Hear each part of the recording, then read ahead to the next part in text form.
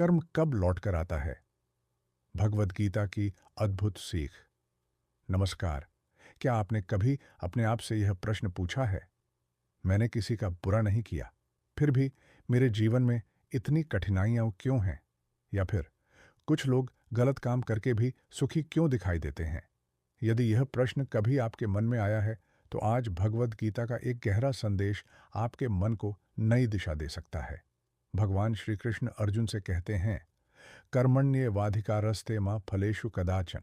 अर्थात तुम्हारा अधिकार केवल कर्म करने पर है, उसके फल पर नहीं। पहली नज़र में यह श्लोक सरल लगता है, लेकिन इसके भीतर जीवन का गहरा रहस्य छिपा है। गीता हमें यह नहीं सिखाती कि कर्म का फल नहीं मिलेगा, बल्कि वह हमें सिखाती है कि हर कर्म अपना प्रभाव छोड़ता है, लेकिन उसका फल कब, कैसे और किस रूप में सामने आएगा, यह हमारे नियंत्रण में नहीं है। जरा एक किसान की कल्पना कीजिए। वह खेत में बीज बोता है, रोज उसे पानी देता है, धूप, बारिश और मौसम की मार भी सहता है। लेकिन क्या अगले ही दिन उसे फसल मिल जाती है? नहीं। उसे धैर्य रखना पड़ता है, क्योंकि प्रकृति का अपना समय होता है। ठीक उसी प्रकार हमारे अच्छे और बुरे कर्म भी एक बीज की तरह हैं। वे अपना प्रभाव अवश्य छोड़ते हैं, लेकिन उनके परिणाम तुरंत दिखाई दें, यह आवश्यक नहीं।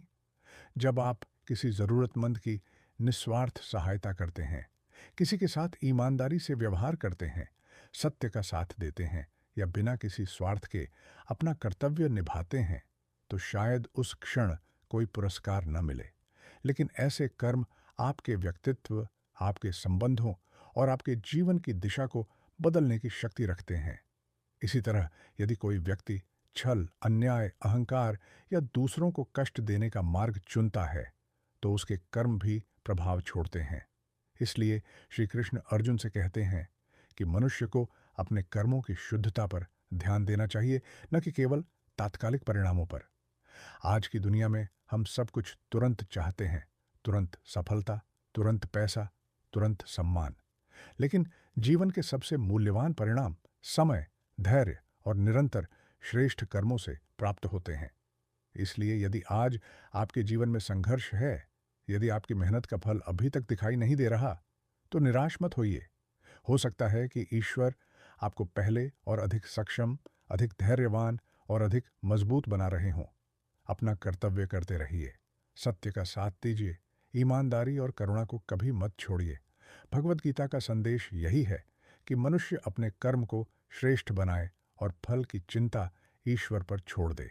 याद रखिए, जो व्यक्ति परिणाम की चिंता छोड़कर धर्मपूर्वक कर्म करता है, वही अंततः सच्ची शांति और आंतरिक आनंद प्राप्त करता है। आइए आज हम एक छोटा सा संकल्प लें। मैं परिस्थिति कैसी भी हो, अपना प्रत्येक कर्म ईमानदारी, निष्ठा और करुणा के साथ करूंगा। यही गीता का मार्ग है, यही जीवन का सच्चा धर्म है। यदि आपको भगवद गीता की ऐसी सरल और प्रेरणादायक सीख पसंद आई हो, तो वीडियो को लाइक करें, चैनल को सब्सक्राइब करें और अपने परिवार तथा मित्रों के साथ अवश्य साझा करें। हम फिर मिलेंगे भगवद गीता के एक और गहरे संदेश के साथ।